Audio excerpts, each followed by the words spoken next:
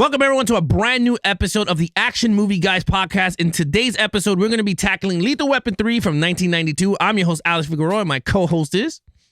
Nate from Netflix Reviews. If you guys are watching this on YouTube, please hit that like button if you're enjoying this review. Hit those notification bells so every time we go live, you guys will be notified. And if you're new to the channel, please hit the subscribe button and support the channel. For those of you listening to us on the go, please subscribe to the channel, hit the follow button, leave some comments, some feedbacks, and we will get to you as soon as possible. But let's get right into this review. Nate, this is your first time watch for Lethal Weapon 3, right? First time, yeah. Everything after part one, first time watch for me. So It was my first time ever seeing it. 1992, and I am a 90s movie fan. I figured like I should have at least seen two or three or four. Right. I haven't. It's my first time. Now, that's crazy. Now, for those of you that's seen Lethal Weapon 3, leave a comment down below your thoughts on Lethal Weapon 3 from 1992. But these are the criteria we based our action movies reviews on. And they are lead character, main villain, action scenes, storyline, overall, total points. And there you have it. You could join us on the scoring. Leave it down below or just give us your thoughts of the film itself. And then we get to you as soon as possible once you guys put your comments on the, leave your comments. Right, let's get right into the box office numbers. Talk about our box office and our Rotten Tomatoes really quick. So, okay, box office numbers. This is where I guess wrong every single time, but sometimes I'm close. I think Lethal Weapon 3 made 100. I don't remember how much the last one made, but I think it was pretty good. I'm going to say $130 million. Okay. All right. So with that said, let's get right into the Lethal Weapon 3 box office numbers from 1992. And they are, it was Nate right?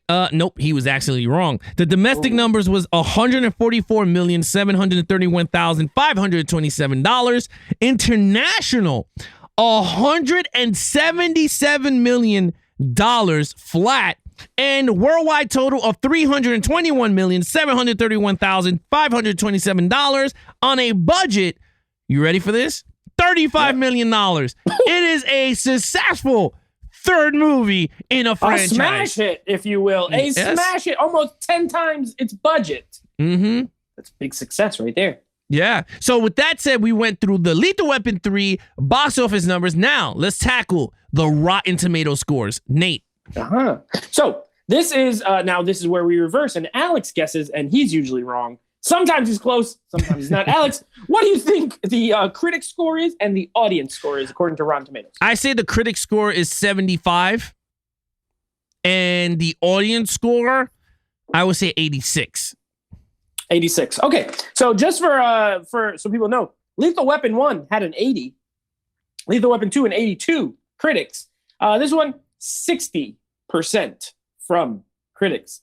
The lowest one so far. Audience score, 86 for the first one, 77 for the second, 61 for this one. So both of them very close. Usually they're, a little bit off, but 60 and 61. So critically, so far, these are the lowest. But you guys already know that none of these numbers even matter. It doesn't matter at all because the only reason you're listening to this is to hear if we like the movie or not. So who gives a care, right? Yeah, so look, with that said, who gives a crap about Rotten Tomato scores? We give no craps about it. Now you're here for our review on it. So with that said, lead character, Mel Gibson, Danny Glover, Riggs, Murtaugh. Take it away, Nate. Yeah, so, okay. You know what? This was my least favorite rendition of these two characters so far of the movies that I've watched. From Lethal Weapon 1 and 2. I liked them. I felt like they were on an upward, slope. From 1, I liked them, and 2, I liked them more. You know what I mean? Here, it went backwards, a step backwards for me. I don't know what it is. Mel Gibson is way too goofy in this movie. Like, he is like, the other ones, they're funny. But he's like really doing a lot of weird stuff, like the stuff with the dog. He's on the floor. He's like, oh my God, he's eating doggy biscuits. And I'm like, what is this? What is going on here? And every time he's talking with Rene Russo, he's all jittery. He looked like he was on crack the whole time. I don't know what was going on. It was a little weird. Then Murtaugh's off the screen for like a good portion of the movie. Like he's like out because he shoots that guy. So he's like hiding or whatever. Like, I don't know. They still have great chemistry. Don't get me wrong. They still have, the opening scenes are good with them too. You know, the armored car thing and the jaywalking scene was hilarious. So they still have good chemistry. But I thought it was gonna get better, but it didn't. I still give it a 4. I still give it a 4. Yeah. Well, you know where I'm going with this. I'm going with a 5. There is no, I mean, I just love the characters. And yeah. I mean, I understand from your point of view. I totally understand the Mel Gibson totally changes from 1 all the way to 3 in terms of his character. Yeah. But you know what?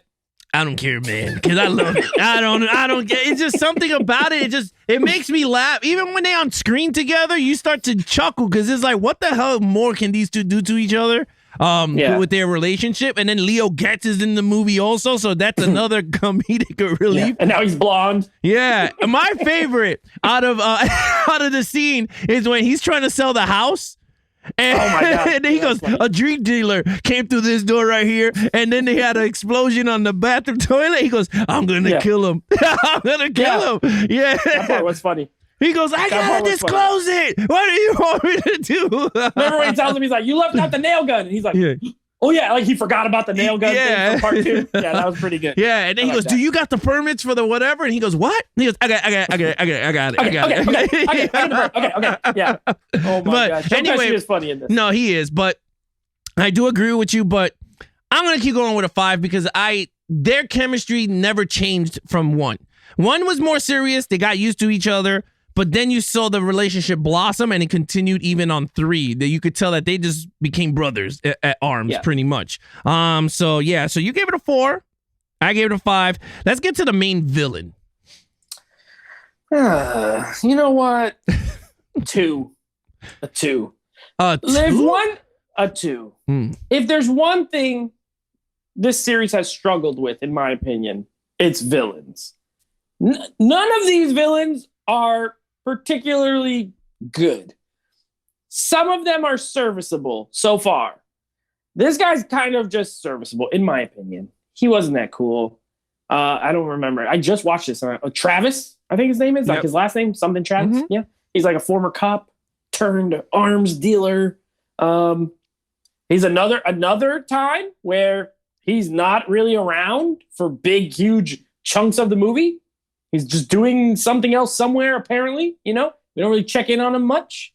2. The villains are weak. They've done nothing for me so far. I'll be honest. None of them have done anything for me. They're stock villains that are there to be in the movie, but they're not really that impressive. This is another one. The actor wasn't even very good or anything. I give it a 2. Interesting, a 2. Yeah, very interesting. In terms of Travis, I guess Generous Al is back. Here he comes. Yeah, here he comes. Generous Al is back. I gave him a 4.5. Wow. And the reason why is because Travis goes into the police station, kills the dude, then escapes. Then he is selling armor-piercing bullets, uses it, kills a rookie. That Riggs was talking to, even in the shoot, it wasn't even in the shooting range where he goes, "Sit back, kid. This is how you shoot." That kid, right? Yeah, he's like that one, and then he gets even angrier because he found out that the kid died right in front of him. You know he's gonna die because of the foreshadowing. Like, as soon as he's talking with the kid, they like zoom in on him, and he's like, "Okay, this guy's dead. He's gonna die. Probably something bad's gonna happen to him." And sure enough, it did. But then the ending, there was like that big. We're not gonna talk about it, but they have that big moment with him in the what the hell was it? The thing that picks up dirt. Was it bulldozer? Oh, like not a bulldozer. The dump truck. The dump truck. Whatever the thing that picks up dirt. Yeah, that thing. Yeah. And you see him and he shoots him with the armor piercing bullets. Well, I give him 4.5. A tractor. Yeah, one of those. I give him 4.5. To me, I thought he worked. He was more engaged with the fighting against the cops than the first 2 bad guys. So I gave him a 4. And he's a former cop, man. So he knew where to go and all that. Anyway, with that said, let's get right into action scenes. The action's pretty good. So the action scenes are pretty good. They are. This movie is just as it's equivalent, pretty much. So nothing in it is like far superior to what came before, but it's about on par. It's a little better, if anything. I did like some of the way that some of the action scenes were shot. Rene Russo shows up and does some like karate and stuff. So that's pretty cool, right? Yeah. We got a little bit of hand to hand. That was pretty neat. I never thought I'd see Rene Russo doing karate, but hey, there you go. The armored truck scene is pretty good, with like they use stuntmen, The armored truck was made. Woo, baby. The black lady's driving and Danny Glover's like, what are you trying to do? And then, like an actual stuntman climbing on a truck. And I love stunts. I love stuntmen. So I give it a 4. I think it was good, not amazing. Nothing in here is like choreographed so great, but it's all well done. So I give it a 4. Oh, okay. For me, I love the action in this one. I mean, one thing Lethal Weapon does very well is action scenes. I mean, that's what we kind of figured out right now. We're into the 3rd movie. We haven't hit the 4th one yet, but so far, all the actions in all these movies are very eye engaging, and you're in there with them throughout the ride, regardless if they're stunt doubles or not. You're in it for the action. I gave it a 4.5. I don't think it's a perfect action, but I think you're right. It's very elevated from the second one in terms of action. And and even when Murtaugh is in the armored truck, to me, it's one of the funniest things because she's kicking it to him. And he's like, drive. And she's like singing, and he goes, just keep singing, and it even makes you happy. And then she kisses them when they get out. Like she was in a different scene. Like they're all like sweaty and nervous, and like this guy's, and she's just like happy to be there and like flirting with him, and it was pretty. Yeah, funny. And then that's when Riggs go, "What were you doing when I was chasing this guy?" Yeah. And then he starts yelling. He's like, "What do you mean? What am I doing? I'm chasing." Yeah. I always love that whole chemistry. But yeah, so let's get right into storyline. Okay, so I'll be honest. I didn't care for this one too much. We haven't even gotten to the total yet, but this was my least favorite Lethal Weapon so far that we watched. Okay. I don't know. I had a hard time engaging with it, and I think a lot of that has to do with the amount of time it took for the story to get going. Like, I feel like this movie, more than the other two, banked on you liking Riggs and Murtaugh more than like having a good story to tell, in my opinion. You know what I mean? Especially if you watch the first 30 minutes, nothing of consequence really happens. Like the opening bomb scene is like it's just stuff that's there. But it's funny. No, it is funny, but it's not. And we're talking like a storyline. It doesn't really have anything to do with anything. There's the jaywalking scene. That's like stuff takes up time, and it made me laugh. But I was like, but what? But it's not relevant. So I don't know. I think I like the ex-cop turned criminal. Yeah, I like that. That's pretty good. I'll give it credit for that. That's I wouldn't say it's new, but it's always a pretty good storyline. But overall, this was weak for me. I gave it a 2. I didn't really like it, and too many characters. They introduced I felt like there was too much going on all the time. Yeah, it was like, can we relax? There's just too much going on right now. For myself, I gave this another 4.5. I enjoyed the story. I like the fact that it was armor-piercing bullets, so that you knew that they were always in danger, because if they shoot them when it's gonna go through their vest, the cop killers, yeah. And then the thing is that right, the bomb with the cat, when he grabs the cat, I thought it was funny because you saw them lose their sergeant badge and they went back to street cops, and then even when they're in the elevator and they kind of knew that it was internal affairs, he goes, "Remember the money you stole from the drug bust?" And he's like, "What are you talking about, man?"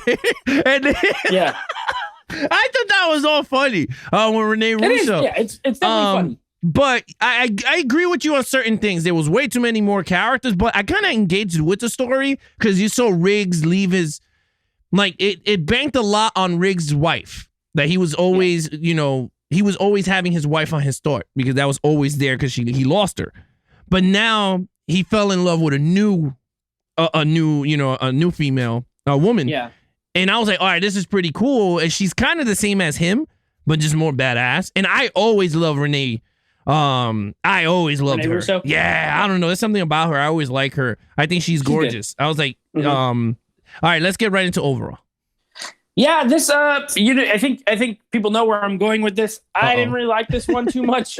Let me say this. Okay. I found it moderately entertaining. Like, I laughed. I think it was funny. which is cool. I like comedy. I like laughing. But I don't know. This one, like I said, there's too much going on all the time. I feel like a lot of stuff could have been cut. And these movies each have been longer than the one before. Like the running time keeps getting longer, but to me, the storyline is not getting worth the longer runtime. Like this didn't need to be any longer than the last movies, but it is longer. And I like, I get what you're saying with like the street cop thing, how they had to go. And then like how convenient, there's so much stupid stuff like how convenient they were right where they're sitting. Yeah. There's like a robbery of, it's like, come on, this is ridiculous. But whatever, it's a movie, it's fine. But yeah, this one didn't work for me, and that's okay. I gave it a 2. I'm not a big fan of it. These number 3s in these last 2 series we did are kind of rough for me. Rambo 3 and this one 3, not my favorite. Well, I will say this. Rambo 3 over Lethal Weapon 3, I pick Lethal Weapon 3 all day to watch. I would too. This is way easier to watch. Like, at least I'll laugh. You know what I mean? At least I'll laugh. Yeah, for sure. I agree. But it's lesser than the first 2 by a margin for me. Yeah. All right. Well, overall, I'm giving this another 4.5. I enjoyed it. I think, again, but I'm a big fan of the franchise. Nate is watching this for the first time, ladies and gentlemen. So this is 2 different ways of you getting our rankings and the way we're reviewing this. So I enjoyed it. I liked it. I love the fact that the characters are still developing, whether they're in their relationships, whether, you saw now Riggs is now having a girlfriend in his life. He's trying to let go of his wife also. Then you see Murtaugh. He has his problems because he killed a kid too that his son grew up with. And that was the big conflict. If you really think about it, because the whole message of the movie was pretty much they had to get these guns off the street because they were, the guns that were sold by cops, and they were supposed to get dumped, and they were like automatic weapons and stuff. Yeah, and then so it came back to haunt them, and he basically killed his son's best friend or something like that when they grew up. So that's what I'm saying though. Like, you're right, but like that's what I mean. Like, so much stuff happens in this movie. Why is so much stuff happening? Everything happens in this movie. Everything happens in this movie. Yeah. And I feel like it's one of those things where with the script, they like took a ball and just threw it at the wall. And like, what sticks? We'll take it. I had like 3 writers, which, by the way, I saw Carrie Fisher's name as one of the writers on this movie. Yeah, she's a good writer too. Leia. She's a good writer. Pretty good. But I could see the appeal as well. No. I mean, it has everything for everyone. It has drama. It has action, tons of action, and then it has comedy. Of course, it's like that's the big thing they're harping on is comedy between the characters. But with that said, total points, my friend. For me, it's a 14 out of 25. Not my favorite. The chemistry between the leads is good. It's watchable. Don't get me wrong. Like, I may not have loved this storyline, but I can sit through this movie because Mel Gibson and Danny Glover are great. Joe Pesci is great once again. I like the cast, and I will give this movie props and this whole series props. They keep all the same actors in all the movies, even the smallest roles, like the police chief and the other lady, the blonde lady who's like barely in them, but she's always the same actress. Yeah, she's always the same actress. Danny Glover's family is always played by the same actors. So I give them credit. It's familiar. They do a good job with continuity, but this one just wasn't my favorite.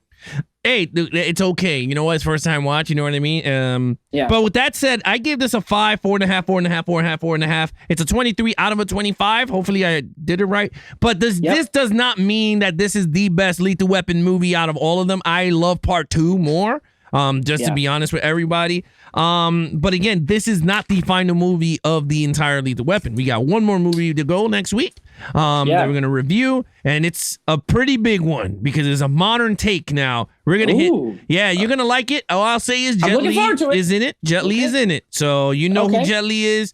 Everyone knows this is an action podcast, so Jet Li is the main villain. So we're going to see where Nate rates this guy. If he says it's a 2, I'm flying over for Orlando, and I'm going to I'm choking him out in front of everybody live. I hope it's good. I just hope it's a good movie. We'll see. I every time I put in I look at the box and it's like Jet Li and Chris Rock. I'm like, what the heck? I remember when this came out. Oh, yeah, I forgot about Chris Rock. All right, forget. You're going to see a low score, everybody. I'm telling you right now. There's going to be low scores all over the place. All right, now just joking. With that said, Nate, you know what to do. Yeah, so that will be next week. Lethal Weapon 4, a first-time watch for me, a not first-time watch for Alex. And then after that, of course, we will be doing our ranking of this series on the live show and moving on to our next series, which will be The Matrix. So that should be fun. I know you're not a big fan. We kind of flip-flop sometimes. I'm like, we do a series that I really like, and then we do a series that Alex really likes. So he was Rambo, he was Lethal Weapon, I was Terminator. We were both, or he's Bond. So we're kind of trading off. So that'll be the next one after. Yeah, so there you got. We have Matrix coming up after next week. On that, I'm going to be intrigued. Haven't seen those in a long time. So that's going to be pretty fun to tap into. Other than that, guys, that's your host, Nate. I'm your host, Alex Figueroa. Be awesome to each other and geek out.